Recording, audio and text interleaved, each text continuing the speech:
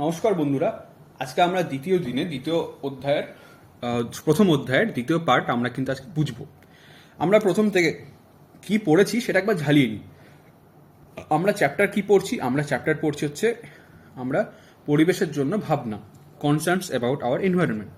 আমরা কি কি পড়েছি? বায়ুমণ্ডল কাকে বলে, তারপর আমরা পড়েছি হচ্ছে বায়ুমণ্ডলের কতদূর পর্যন্ত, কতদূর ভূপৃষ্ঠ থেকে কতদূর উচ্চতা পর্যন্ত বায়ুমণ্ডল থাকে, বায়ুমণ্ডলের গঠন, বায়ুমণ্ডলে কি কোন কোন উপাদান থাকে, কোন কোন গ্যাস থাকে, কোন গ্যাস বেশি থাকে, কোন গ্যাস কম থাকে, বায়ুমণ্ডলের স্তর বিন্যাস রাসায়নিক গঠন অনুসারে এবং উষ্ণতা বা উচ্চতা ভেদে, সৌরমণ্ডলকে বলে, বিষমমণ্ডলকে বলে, ট্রপোস্ফিয়ার, স্ট্র্যাটোস্ফিয়ার, সমস্ত স্ফিয়ারগুলো কতদূর থেকে কতদূর পর্যন্ত থাকে বিস্তৃত এবং সেখানে তাপমাত্রা কীরকম প্রকারভেদ হয় সেটা, ক্ষুব্ধমণ্ডলকে বলে, শান্তমণ্ডলকে বলে, স্ট্র্যাটোস্ফিয়ারের কোন অঞ্চলটাকে স্ট্র্যাটোপজ বলে, মেসোস্ফিয়ারের কোন অঞ্চলটাকে মেসোপজ বলে, কোন স্ফিয়ারে সব থেকে উষ্ণতা কম হয়, কত থেকে কত উচ্চতা পর্যন্ত কোন কোন স্ফিয়ার থাকে, ওজোনোস্ফিয়ারের কমার কারণ কি, ওজোনোস্ফিয়ারের অপর নাম কি, জীবজগতে কোন স্ফিয়ার সব থেকে বেশি রক্ষা করছে, অতিবেগুনি রশ্মি কোন স্তরে প্রতিফলিত হয়,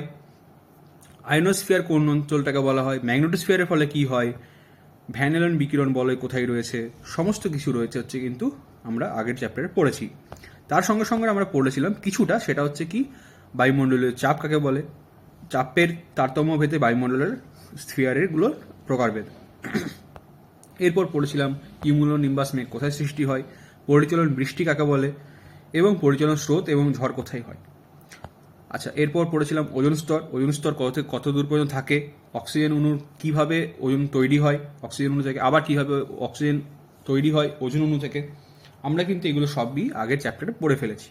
এবার আমরা কিন্তু আগে দেখেছিলাম কি ওজোন স্তর ধ্বংসের ফলে কী কী ক্ষতিকারক প্রভাব ঘটছে, সেই ক্ষতিকারক প্রভাবগুলোকে আমরা আবার কিন্তু ভালো করে আজকে পড়ব, কেন হচ্ছে সেইগুলো। গ্রিন হাউস এফেক্ট পড়ব, বিশ্ব উষ্ণায়ন পড়ব, গ্রিন হাউস এফেক্ট বা বিশ্ব উষ্ণায়ন কী জন্য হচ্ছে সেটাও পড়ব। গ্রিন হাউস এফেক্ট হচ্ছে সূর্য থেকে আগত ক্ষুদ্র তরঙ্গদৈর্ঘ্য যুক্ত তাপীয় বিকিরণ গ্রিন হাউসের কাঁচ ভেদ করে। অর্থাৎ কাঁচ তো কী হয়, কাঁচ হয় হচ্ছে স্বচ্ছ, সেই স্বচ্ছ কাঁচ ভেদ করে কিন্তু ভিতরে চলে আসে, তারপর কিন্তু আর বেরোতে পারে না, যে তাপটা তৈরি হয় ভিতরে। মানে কী জন্য গ্রিন হাউস এফেক্ট নাম দেওয়া হয়েছে? ঠান্ডার দেশে যেখানে কোনো রকম কোনো চাষবাস হতো না, সেখানে গ্রিন হাউস বানিয়ে চাষবাস করা হতো তাদের খাবারের জন্য। কীভাবে? একটা স্বচ্ছ কাঁচের একটা বাড়ি তৈরি করা হতো, ভিতরে গাছ লাগানো হতো, সেই স্বচ্ছ ঘরে যখন সূর্যালোক আসতো, সেই সূর্যালোক কিন্তু তাপ আসতো, মানে যেহেতু তাপ তরঙ্গদৈর্ঘ্য কম সেহেতু ভিতরে চলে আসতো, কিন্তু বাইরে বেরোতে পারতো না। কারণ কি? কাঁচগুলো সেই তরঙ্গদৈর্ঘ্য শোষণ করে নিলে তার তরঙ্গদৈর্ঘ্য বেড়ে যেত।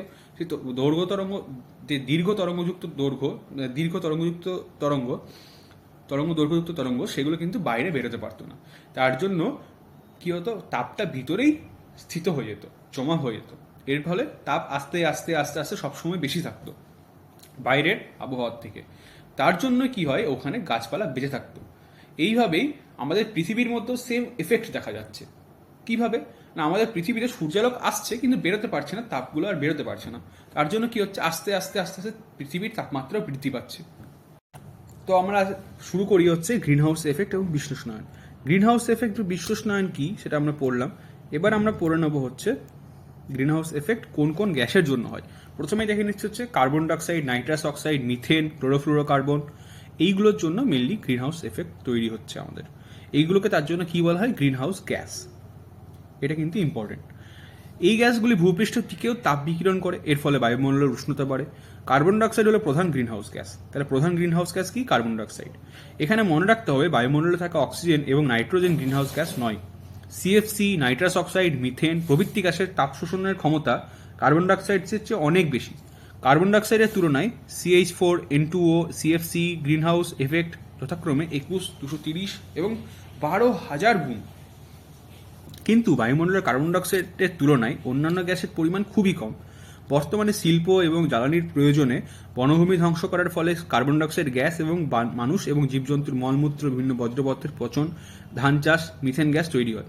আচ্ছা, তাহলে এখানে মিথেন গ্যাস কেন তৈরি হয়? মিথেন গ্যাস এই জন্যই তৈরি হয় কারণ হচ্ছে আমরা যে ধানগুলো চাষ করছি সেখান থেকে মিথেন গ্যাস তৈরি হচ্ছে, রেফ্রিজারেটর, মোটর গাড়ি, এখান থেকে মিথেন গ্যাস তৈরি হচ্ছে। আচ্ছা, প্রতি বছর পৃথিবীর গড় উষ্ণতা কত বৃদ্ধি পাচ্ছে? 0.05 ডিগ্রি সেন্টিগ্রেড করে বৃদ্ধি পাচ্ছে। কিন্তু কখনো কখনো দেখা যাচ্ছে কোথাও কোথাও 2 ডিগ্রি সেন্টিগ্রেড পর্যন্ত বৃদ্ধি পাচ্ছে। এটা কিন্তু খুবই ভয়ঙ্কর ব্যাপার। আচ্ছা, এর ফলে কি হচ্ছে? বিশ্ব উষ্ণায়ন বা গ্লোবাল ওয়ার্মিং হচ্ছে। গ্রিন হাউস গ্যাসের প্রভাব কি কি? কার্বন ডাইঅক্সাইড হচ্ছে 52% প্রভাব রয়েছে গ্রিন হাউস গ্যাসের জন্য। মানে আমরা যে নিঃশ্বাস নিচ্ছি, সেই নিঃশ্বাসের জন্য আমাদের যেটা হচ্ছে সেটাকে বলা হচ্ছে কার্বন ডাইঅক্সাইড গ্যাস উৎপন্ন হচ্ছে। সেই কার্বন ডাইঅক্সাইডের জন্য কিন্তু আমাদের গ্লোবাল ওয়ার্মিং সব থেকে বেশি হচ্ছে। তারপরে CFC, CH4 এগুলো তো আছেই। কার্বন ডাইঅক্সাইড কিন্তু আরও অনেক কয়টা তৈরি হয়, যেরকম তোমরা যেরকম ফাঁকায় ফাঁকায় অনেক সময় দেখবে প্লাস্টিক পোড়াচ্ছ, তোমরা বিভিন্ন রকমের জ্বালানি পোড়াচ্ছ, সেগুলোর জন্য কার্বন ডাইঅক্সাইড ম্যাক্সিমাম তৈরি হয়। ভবিষ্যতে কিন্তু বিশ্ব উষ্ণায়নের প্রভাব প্রচুর পরিমাণে পড়বে। আবহাওয়ার প্রচুর পরিবর্তন ঘটছে, আরও বেশি বেশি গরম লাগছে, তোমরা দেখতে পাচ্ছ সেটা, এবং আরও বেশি আমাদের গরম লাগবে ফিউচারে। মেরু অঞ্চলে প্রচুর পরিমাণে বরফ গলে যাবে, যার জন্য সমুদ্রের স্তর বাড়বে, যার জন্য ধরা হচ্ছে 2050-এর মধ্যে কলকাতা শহর ডুবে যেতে পারে। বিভিন্ন ধরনের রোগ জীবাণুর প্রভাব, যেরকম 2019-এ আমরা দেখেছি কোভিড-19 এসেছিল, এরকম আরও অনেক জীবাণু আসতে পারে। তাহলে আমরা কি করবো এবারে? বিশ্ব উষ্ণায়ন কমাবো। কি করে কমাবো? জীবাশ্ম জ্বালানি বন্ধ করতে হবে, যেরকম কয়লা, পেট্রোলিয়াম, বিভিন্ন ধরনের গ্যাস রয়েছে, সেগুলোকে আমরা বিভিন্ন ধরনের গ্যাসের পরিমাণ ব্যবহার কমানো উচিত। দ্বিতীয় হচ্ছে যেগুলো হচ্ছে রিনিউয়েবল এনার্জি, অর্থাৎ কি সৌরশক্তি, বায়ুশক্তি, জোয়ার ভাটার শক্তিকে কাজে লাগাতে হবে। বনভূমিকে রক্ষা করতে হবে, কারণ বনভূমি কিন্তু কার্বন ডাইঅক্সাইডকে শোষণ করে অক্সিজেন তৈরি করে। তার জন্য বনভূমির প্রতিস্থাপন খুবই জরুরি। তার জন্য সবাইকে আমি, যারা যারা আমার শুনছো, তাদেরকে একটা রিকোয়েস্ট করবো, তারা যেন প্রত্যেকেই তাদের বাড়ির যে কোনো জায়গা ফাঁকা পেলে সেখানে যেন গাছ লাগায়। যে কোনো গাছ, যেটা বড় হতে পারে, বৃক্ষ গাছ। আজকে হয়তো ওটা ছোট থাকবে, কালকে হয়তো কিন্তু অনেক যখন বড় হয়ে যাবে, তখন দেখবে তোমার নিজেরই মনে পড়বে যে তুমি ওটা লাগিয়েছিলে। ওটা তোমার একটা বাচ্চার মতো, যেটা তোমার বড় হবে ফিউচারে। বিভিন্ন ধরনের জৈব পদার্থ জৈব সারে রূপান্তরিত করতে হবে। যেরকম কি নোংরাগুলো বাইরে ফেলে দিচ্ছি, সেগুলো জৈব সার যদি আমরা করতে পারি, তাহলে কিন্তু সেগুলো ব্যবসায়িক উন্নতিও হবে এবং আমাদের যে পরিবেশে সেগুলোর কিন্তু খুব ভালো প্রভাব পড়বে। এরপর হচ্ছে ক্লোরোফ্লোরোকার্বনের গ্যাসের উৎপাদন বন্ধ করতে হবে। যেরকম রেফ্রিজারেটরে ক্লোরোফ্লোরোকার্বন কমাতে হবে, তার জন্য রেফ্রিজারেটর ইউজ কমাতে হবে। বেশি পরিমাণে বেশি রেফ্রিজারেটরে রাখলে চলবে না। জনসংখ্যা নিয়ন্ত্রণ করতে হবে। মানুষকে বিশ্ব উষ্ণায়নের কুফল সম্বন্ধে সচেতন করতে হবে। তোমরা যে পড়লে, এটা কিন্তু অন্য একজনকে, মা হোক, বাবা হোক, দিদা হোক, ঠাকুমা হোক, দিদিমা হোক, ঠাকুরদা হোক, যাকেই হোক, তোমাকে এটা বোঝাতে হবে যে দেখো আমাদের কিন্তু এইসব বাড়ছে, তার জন্য কম করব। আচ্ছা, এবার হচ্ছে স্থিতিশীল উন্নয়নের শক্তি উৎসের ব্যবহার। সচরাচর ব্যবহৃত জীবাশ্ম জ্বালানির তাপন মূল্য। আচ্ছা, তাপন মূল্য কি? তাপন মূল্য হলো কিলোজুল পার গ্রাম। জুল হচ্ছে তাপের একক। এবারে তাপন মূল্য হচ্ছে কি? 1 গ্রামে কত জুল উৎপন্ন হচ্ছে, সেটা হচ্ছে তাপন মূল্য। 1 গ্রাম পরিমাণ কোনো জ্বালানি অক্সিজেনের সম্পূর্ণ দহনের ফলে যে তাপ উৎপন্ন হয়, তাকে ওই জ্বালানির তাপন মূল্য বলে। তাপন মূল্য পরিমাপ করার প্রচলিত এসআই একক হলো কিলোগ্রাম পার জুল, কেজি পার জুল। তাহলে কয়লা, প্রাকৃতিক গ্যাস, এগুলোর তাপন মূল্য কত, সেগুলো আমরা একবার দেখে নেব। জীবাশ্ম জ্বালানি কীভাবে উৎপন্ন হয়েছিল তোমরা সবাই জানো। লক্ষ লক্ষ বছর আগে উদ্ভিদ, প্রাণী সব যখন মাটির নিচে চাপা পড়ে গেছিল, তখন কি হয়েছিল? সেই চাপা পড়ার থেকে আস্তে আস্তে সেগুলো তাপের ফলে সেগুলো থেকে তেল বেরিয়ে এসছে, সেগুলো থেকে কয়লা বেরিয়ে এসছে, সেগুলোই আজকে আমরা পোড়াচ্ছি। আচ্ছা, এরপর হচ্ছে স্থিতিশীল উন্নয়ন। এটা আমরা আগে যেগুলো পড়লাম সেগুলো হচ্ছে জ্বালানি। আর এবারে স্থিতিশীল উন্নয়ন কীভাবে করব? স্থিতিশীল উন্নয়ন হলো যে সেই উন্নয়ন যা বর্তমানের প্রয়োজন মেটায়, ভবিষ্যৎ প্রজন্মের প্রয়োজন মেটানোর সামর্থ্যের সাথে আপোষ না করে। অর্থাৎ কি? সামাজিক উন্নতি ঘটবে, অর্থাৎ সাস্টেনেবল ডেভেলপমেন্ট ঘটবে, কিন্তু কোনো রকম কোনো সমাজের ক্ষতি না করে।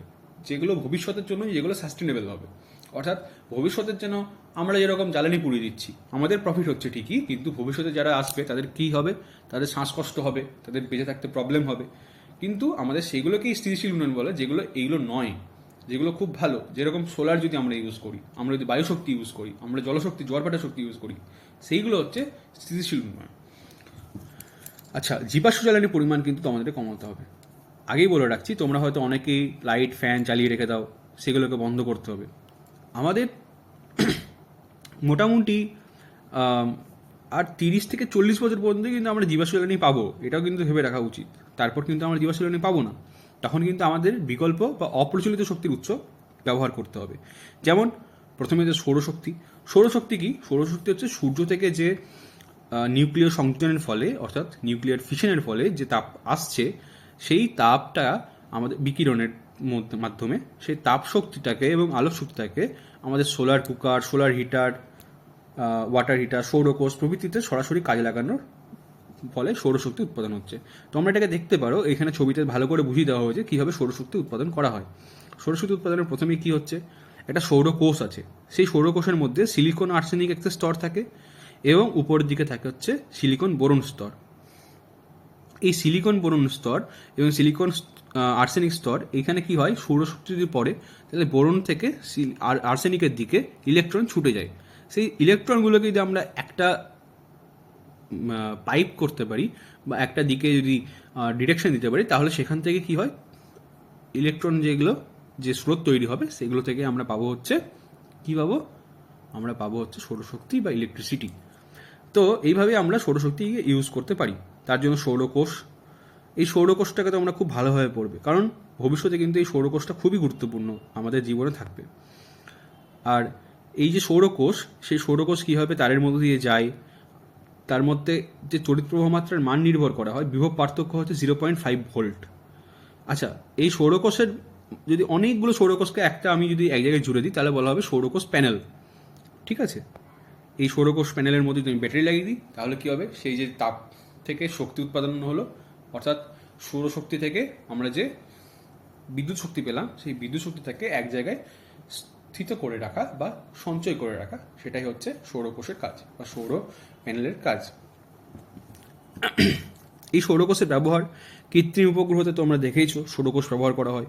আজকে ঘড়ি, ক্যালকুলেটর, ট্রাফিক সিগন্যাল সব জায়গায় সৌরকোষ ব্যবহার হচ্ছে। রাত্রেবেলায় যেখানে গ্রামে লাইট পৌঁছায়নি এখনো পর্যন্ত, ইলেকট্রিসিটি পৌঁছায়নি, সেখানেও কিন্তু সৌরকোষ লাগিয়ে জল তোলা হচ্ছে, ইলেকট্রিসিটি লাইট লাগিয়ে রাখা হচ্ছে রাত্রেবেলায়। ঠিক আছে, এরপর দ্বিতীয় এটা পড়বো, সেটা হচ্ছে বায়ুশক্তি। বায়ুশক্তি কি? বায়ুশক্তি সূর্যের তাপে পৃথিবী পৃষ্ঠের বিভিন্ন অঞ্চল অসমানভাবে উত্তপ্ত হলে বায়ুপ্রবাহ হয়। এবার এই বায়ুপ্রবাহের ফলে যদি তোমরা সবাই, আমি কিন্তু তোমাদের একটা ছোট্ট ভিডিও বানিয়ে দেখিয়ে দেবো কীভাবে একটা ছোট্ট তোমরা বায়ু কল মানে বানাতে পারবে। খুবই, তোমরা সবাই হয়তো কাগজের বায়ুকল বানাতে জানো, তাও আমি কিন্তু ভালো করে দেখিয়ে দেবো, তাহলে তোমরা হয়তো ওটা নিয়ে খেলতেও পারবে, বাড়িতে বানিয়েও রাখতে পারবে, খুব সুন্দর লাগে এবং ওটাকে কালারফুল করে তোমরা ওটাকে বিক্রিও করতে পারবে। তাহলে আমরা এটাকে দেখে নিই বায়ুশক্তি হলে কীভাবে তৈরি হয়। এইখানে থাকে হচ্ছে টারবাইন, বায়ুচালিত টারবাইন থাকে। ঠিক আছে, এই বায়ুচালিত টারবাইন, এই যে বায়ুচালিত টারবাইন, এটা কি হয়, এর সাথে একটা জেনারেটর অ্যাটাচ করা থাকে। আর এই জেনারেটর যখনই এই বায়ুশক্তির ফলে যখন বায়ু আসবে তখন এটা কি হবে, ঘুরতে থাকবে, ঘুরতে ঘুরতে ঘুরতে ঘুরতে এটা তখন কি হবে, জেনারেটর থেকে বিদ্যুৎ শক্তি উৎপাদন করবে। এই বিদ্যুৎ আমরা ইউজ করতে পারি এবং প্রচুর পরিমাণে এই বিদ্যুৎ তৈরি হয়। ঠিক আছে, প্রচুর পরিমাণে। আচ্ছা, এরপর আমরা পড়ে নেব আচ্ছা বর্তমানে কিন্তু ভারতে কত বায়ুশক্তি তৈরি হচ্ছে সেটা একবার দেখে নিই। বর্তমানে কিন্তু ভারতে বায়ুশক্তি প্রায় 1025 মেগাওয়াট উৎপাদন করা হচ্ছে, মনে রাখবে। ঠিক আছে, আচ্ছা এরপর আমরা যেটা পড়বো সেটা কি, এরপর আমরা পড়বো জোয়ার ভাটা শক্তি। জোয়ার ভাটা শক্তি চাঁদের মহাকর্ষ বলের প্রভাবে পৃথিবীতে কি হয়, জোয়ার ভাটা হয়। পৃথিবীতে প্রতিদিন 2বার করে জোয়ার ভাটা হচ্ছে। তাহলে কি হচ্ছে, জল নেমে যাচ্ছে, জল উঠে যাচ্ছে। সেই জোয়ার ভাটাকে যদি আমরা কাজে লাগাতে পারি তাহলে বিশাল পরিমাণে ইলেকট্রিসিটি জেনারেট করা যেতে পারে। যখন জল কমে তখন টারবাইনটাকে ঘোরাচ্ছে, যখন জল উঠছে তখন টারবাইনটাকে ঘোরাচ্ছে। তাহলে ভাবতে পারছো, এত আমাদের 1 ভাগ স্থল 3 ভাগ জল, সেই 3 ভাগ জল যদি ওঠানামা করে তাহলে কত পরিমাণে বিদ্যুৎ উৎপাদন করা যাবে। সেই ভাবনাটাকে কাজে লাগিয়ে আজকে আমরা জোয়ার ভাটা শক্তি থেকে বিদ্যুৎ শক্তি উৎপাদন করছি। এরপর আমরা পড়বো হচ্ছে ভূতাপ শক্তি। ভূতাপ শক্তি কি, পৃথিবীর অভ্যন্তরে আছে উত্তপ্ত শিলা, যেটাকে সেই তাপ শক্তি হচ্ছে ভূতাপ শক্তি। মানে আমি তো আমাদেরকে আগে বলেছিলাম ম্যাগনেটোস্ফিয়ারে কীভাবে তৈরি হচ্ছে। সেই ম্যাগনেটোস্ফিয়ার আমাদের ভিতরে যে ম্যাগমা লাভা আছে, সেই ম্যাগমা লাভাটা ভীষণ গরম। সেই ভীষণ গরমটা আমাদের এখানে বীরভূমেই রয়েছে, সামনে বক্রেশ্বর, যেখানে কি প্রচুর পরিমাণে হিট উপরে উঠে আসছে। তোমাদের বিভিন্ন জায়গায় এরকম দেখবে প্রচুর পরিমাণে কিন্তু এই ভূতাপ শক্তির কেন্দ্র আছে। বীরভূমে কেন তোমরা সবাই বক্রেশ্বর ঘুরে আসতে দেখতে পারো, ওখানে কিন্তু জলটা অটোমেটিক্যালি গরম হচ্ছে, ভিতর থেকে উঠে আসছে জল, গরম জল উঠে আসছে। তোমরা ওখানে স্নান করতে পারো, জল কোথাও এত গরম জল তৈরি হয়, সেখানে কি হয়, চাল দিলে সেটা সেদ্ধ হয়ে যায়। তো এই যে ভূতাপ শক্তি, এটাকে স্টিম টারবাইন ঘুরিয়ে জেনারেটরের মাধ্যমে কি হচ্ছে, বিদ্যুৎ শক্তি উৎপাদন করা হচ্ছে। এরপর হচ্ছে বায়োমাস শক্তি। বায়োমাস শক্তি কি, গোবর গ্যাস, বায়োফুয়েল, যেরকম আখের যে ছিবড়া সেটা থেকেও আমরা আজকে ইথেন তৈরি করছি, ইথানল। সেই ইথানল থেকে হচ্ছে আমরা কিন্তু ওটাকে জ্বালিয়ে তাপ শক্তি উৎপাদন করতে পারি, এবং সেটা থেকে আমরা হয়তো টারবাইন ঘুরিয়ে আমরা বিদ্যুৎ শক্তি উৎপাদন করতে পারি। এটাকে কি বলা হয়, বায়োফুয়েল। কাঠ, কৃষিবজ্র, গোবর জ্বালানি রূপে ব্যবহার করা হয়, এদেরকে বলা হয় বায়োফুয়েল। বায়োমাস হলো পুনরায় নবীকরণযোগ্য শক্তির উৎস। বায়োফুয়েলের ব্যবহার, কাঠ এক প্রকার বায়োমাস, গোবর গ্যাস এক প্রকার বায়োমাস। তাহলে এইগুলো হচ্ছে বায়োফুয়েলের ব্যবহার। এবং বায়োফুয়েল কী কী জিনিস দিয়ে তৈরি হয় সেগুলো আমরা জানলাম। বায়োগ্যাসের উপাদান কী কী থাকে, বায়োগ্যাসে থাকে হচ্ছে 75% মিথেন গ্যাস। এটি খুব ভালো জ্বালানি রূপে ক্রিয়া করে। বায়োগ্যাসের ব্যবহার তো তোমরা জানোই, অনেকের ঘরে দেখবে এখনও পর্যন্ত গোবর গ্যাস ইউজ করা হয়। সেখানে কি হয়, গোবরটাকে ভালোভাবে ভেটে তারপর সেখান থেকে যে গ্যাস উৎপাদন হয় সেই গ্যাসটাকে নিয়ে গিয়ে আমরা যে আমরা ওভেন ইউজ করি, সেই ওভেনে দেখবে হালকা করে যে ভালো রকমের একটা আগুন জ্বলছে, তো সেটাকে থেকে আমি জিনিসপত্র রান্না করতে পারি, গরম করতে পারি। ঠিক আছে, এরপর আমরা কি, মেথানোজেনিক ব্যাকটেরিয়া। মেথানোজেন হলো কিছুই না, স্বল্প পরিমাণে অক্সিজেন পরিবেশে বিপাকীয় প্রক্রিয়ার মাধ্যমে মিথেন উৎপাদন করে। যেমন জলাভূমিতে থাকে মার্স গ্যাস বা মিথেন গ্যাস, যেটা দেখবে আলিয়া তৈরি করে। আলিয়া কী রকম, হঠাৎ হঠাৎ বর্ষাকালে কি হয়, কোথাও কোথাও আগুন জ্বলতে দেখা যায়, যেটাকে আমরা সবাই ভাবি ভূত, কিন্তু আসলে তো ভূত নয়। ওটা কি হয়, মাটির নিচে খুব এই মেথানোজেনিক ব্যাকটেরিয়াগুলো প্রচুর পরিমাণে ওটাকে পচিয়ে গ্যাস উৎপাদন করে। সেই গ্যাসটাই যখন আগুন লেগে যায় তখন দপ করে জ্বলে ওঠে, সেটাকে হচ্ছে আলিয়া বলা হয়। আচ্ছা, এরপর কি, বায়োগ্যাস প্ল্যান্ট। বায়োগ্যাস প্ল্যান্ট কিন্তু আজকে অনেক পরিমাণে তৈরি হচ্ছে ভারতে, এবং সরকার কিন্তু হেল্পও করছে। আচ্ছা, এরপর আমরা পড়ে নেব হচ্ছে প্রক্রিয়াটা কিভাবে হয়। গোবর গ্যাস এবং জলের মিশ্রণ, কমালায়তন ট্যাঙ্ক। এই যে তোমরা ছবিটা দেখছো, এই ছবিটা ভালো করে দেখে রাখো। এই ছবিটাতে কিন্তু দেখানো হয়েছে কিভাবে তৈরি করা হয়। প্রথমে কি করা হয়, গোবর এবং জলের মিশ্রণ, সেটাকে কি করে একটা এই ট্যাঙ্কে দিয়ে দেওয়া হলো। এই যে ট্যাঙ্কটা, এই ট্যাঙ্কে ওটা দিয়ে দেওয়া হলো। এই ট্যাঙ্ক থেকে কি হলো, ট্যাঙ্ক থেকে নিচে চলে গেল, কমলায়তন ট্যাঙ্কে গিয়ে এখানে জমা হলো। এই জমা হওয়ার পর এখানে কি হচ্ছে, জল দেওয়া হচ্ছে। এই জল যখনই দেওয়া হচ্ছে এটা কি হচ্ছে, ডাইলিউট হয়ে যাচ্ছে। ডাইলিউট হওয়ার পর, এই যে ডাইলিউট হয়ে যাচ্ছে, ডাইলিউট হওয়ার পর এটাকে যখন প্রচুর পরিমাণে মেথানোজেনিক ব্যাকটেরিয়ার মধ্যে তৈরি হচ্ছে, এই মেথানোজেনিক ব্যাকটেরিয়াগুলো এটাকে বিভাজিত করে বায়োগ্যাস উৎপাদন করছে। এখানে বায়োগ্যাস জমা হলো। এখানে গ্যাস ভাল্ব যখন বন্ধ থাকছে তখন এটা জমা থাকছে, গ্যাস ভাল্ব খুলে দিলেই তখন কিন্তু রান্নার কাজে, বিভিন্ন ধরনের কাজে চলে যাচ্ছে। এরপর কি হচ্ছে, এখানে চাপ যেহেতু তৈরি হচ্ছে, এই চাপের ফলে এইটা তখন কি হয়, এটা উপরে উঠে আসে এবং এইখান থেকে এখানে পড়ে যায়। এবার এখান থেকে আমি ওটাকে বার করে আমি ওটাকে সার হিসেবে ব্যবহার করতে পারি, বিভিন্ন ধরনের কাজকর্মে ইউজ করতে পারি। ঠিক আছে, তো এই প্রক্রিয়া এইভাবেই কিন্তু আমরা বায়োগ্যাস উৎপাদন করা হচ্ছে, খুব সিম্পল ওয়েতে, কোনো কিছু ক্ষতি করে না পরিবেশের। আচ্ছা, এরপর হচ্ছে আমাদের যেগুলো পড়তে হবে সেটা হচ্ছে এই যে কয়লা খনির মিথেন। কয়লা খনি থেকে প্রাকৃতিক গ্যাস বা কয়লার উপর একটা পাতলা স্তর থাকে, সেটা কয়লা খনির মিথেন বলা হয়। সেখানে কিন্তু অনেক সময় কি হয়, আগুন লেগে যায়। এরপর আমরা কি, মিথেন হাইড্রেট ইউজ করতে পারি। নির্দিষ্ট মানের উষ্ণতা এবং চাপে জলের অণুগুলি খাঁচার মতন গঠন করে এবং তার ফলে মিথেন অণুগুলি থাকে তার মধ্যে। এইভাবে মিথেন হাইড্রেট উৎপন্ন হয়। মিথেন হাইড্রেটের সংকেত কি সেটা একবার পড়ে নিই আমরা। মিথেন হাইড্রেটের সংকেত হচ্ছে CH4 23H2O। এটা হচ্ছে মিথেন হাইড্রেটের সংকেত। আচ্ছা, এর আরেক নাম হচ্ছে ফায়ার আইস। ঠিক আছে, নিম্ন উষ্ণতা উচ্চচাপে মিথেন হাইড্রেট পাওয়া যায়। পৃথিবীতে মেরু অঞ্চলে এবং সমুদ্রের নিচে মিথেন হাইড্রেট পাওয়া যেতে পারে। মিথেন হাইড্রেট বিয়োজিত হলে নিজ আয়তনের 160 থেকে 170 গুণ আয়তনের মিথেন গ্যাস উৎপাদন করতে পারে। মানে ভাবতে পারছো, 170 গুণ। এটি জ্বালানির একটি গুরুত্বপূর্ণ উৎস।